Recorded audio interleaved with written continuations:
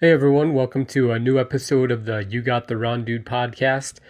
Thank you very much for tuning in. I do appreciate it.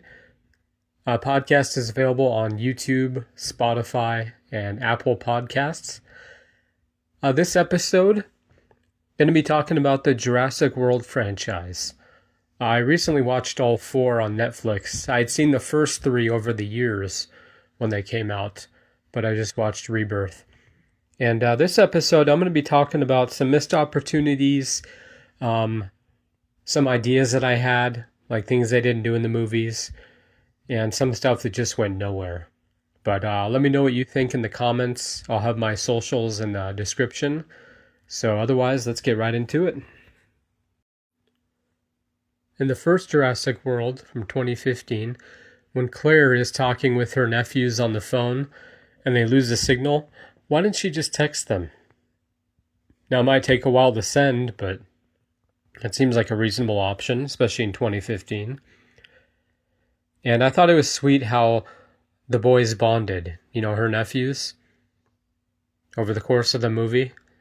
And when the youngest one mentions their parents getting divorced, that doesn't really go anywhere. It's like, we didn't need that. You're on an island with dinosaurs, and things go bad. We don't need like a divorce storyline. Because in the end of the movie, it's like it's not addressed or anything.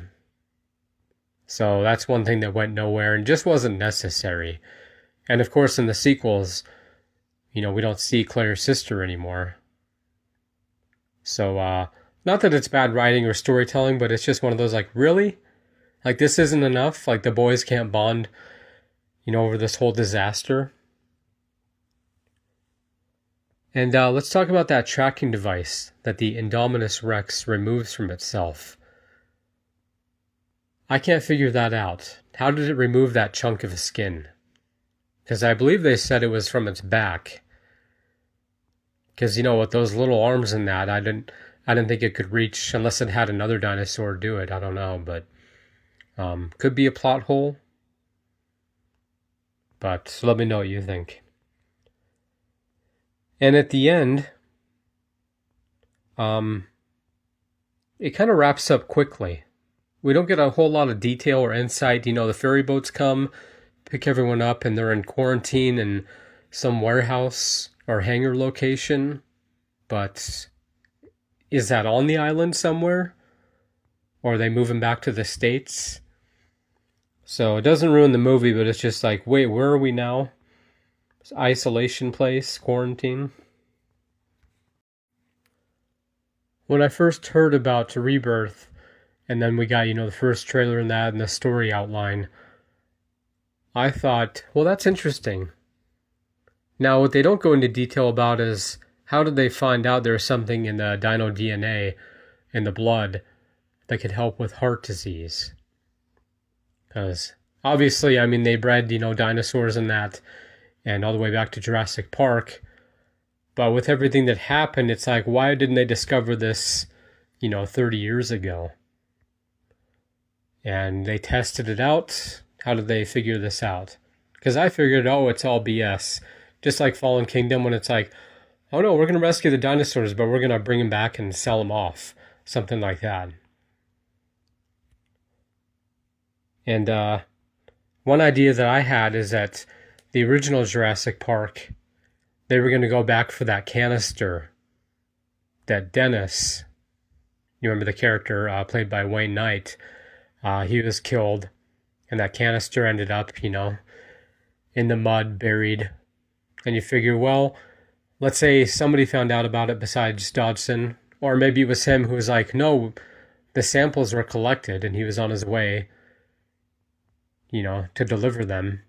So I figured, they're going to go, and the mission is simple, just go in and the samples are already collected. They're very old.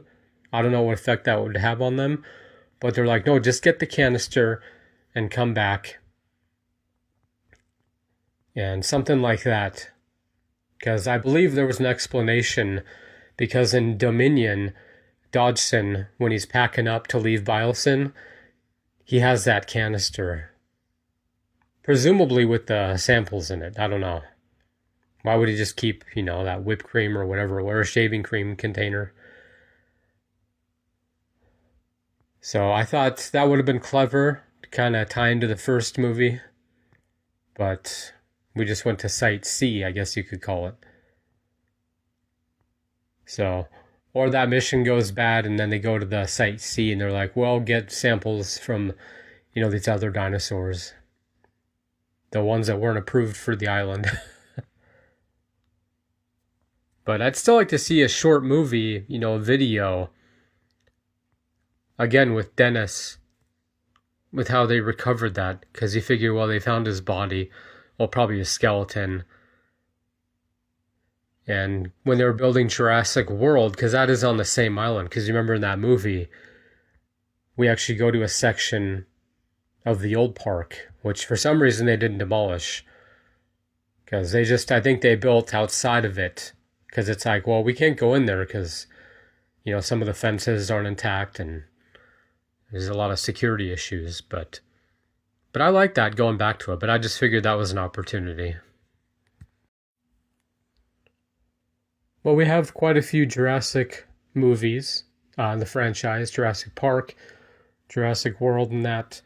And one of the things I don't like, and this is one of the things I was talking about, kind of a missed opportunity, is not necessarily bridge movies or shorts, but more of like consequences for our characters in that.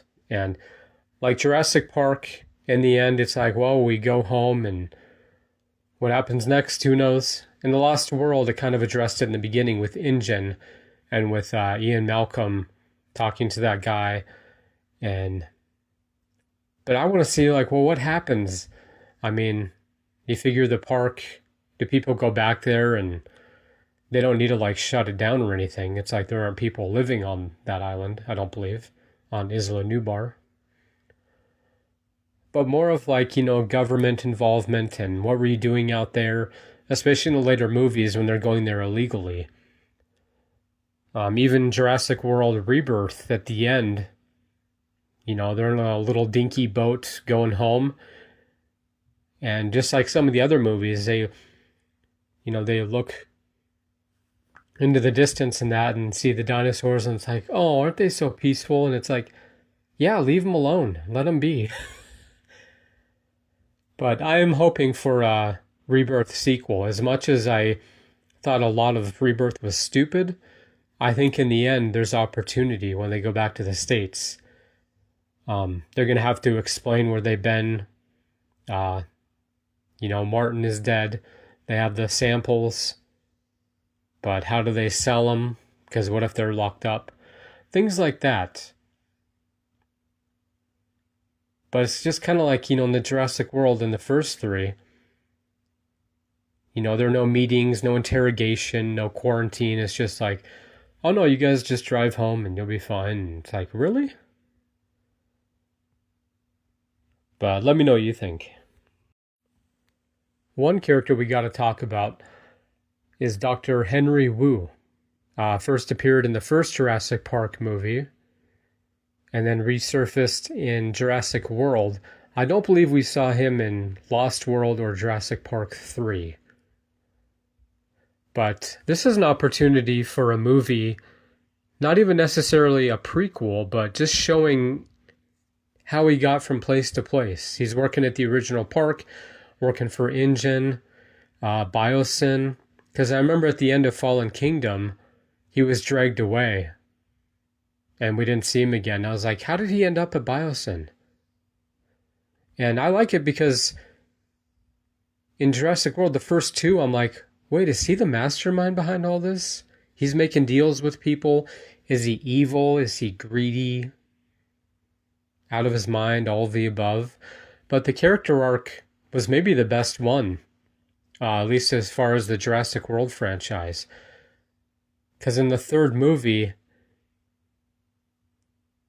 I don't know if it was Maisie or just everything with the locusts. Maybe he felt bad about, the food supply, how Biosyn affected that. We don't really understand where it comes from, the turn.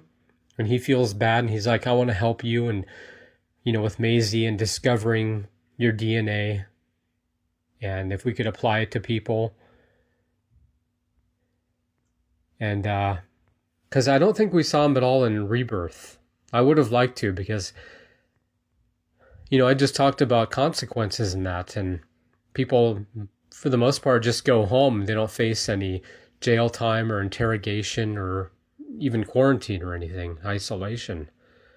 With him, it's like, well, it's great you had this whatever heartfelt moment and you decided you want to do good, but he would still have to be arrested and, at least locked up for a while. Because even though they're going to need him to help, I don't know what he did with the locusts at the end. He released one. I'm assuming that's the one he corrected. Maybe he sends it out with every flock. But that's a lot of work. But it's still like, no, that's great, but you have a lot to answer for. But I just like to see how he got from place to place. Jurassic Park is a disaster. I should watch that one again because I don't remember how he escaped. Must have been on one of the boats, one of the ferry boats that Dennis is trying to get onto. But then he goes to Jurassic World, and even in between that, that's over 20 years. And not that he's the most interesting character, but he's in the background of this trilogy, the Jurassic World movies. And it's interesting, because I don't know if the directors wanted to do something different. Maybe there were more deleted scenes or something. But it's kind of like, well, he's greedy. He's a genius. He loves dinosaurs. But maybe what happened in Fallen Kingdom, you figure that would change him, because he's like, this one isn't ready. And you're going to auction these off, and then people are just going to clone them. But then he ended up in Biosyn and with the locusts, and I don't know if there's just opportunity for, his story, to learn his motives in that.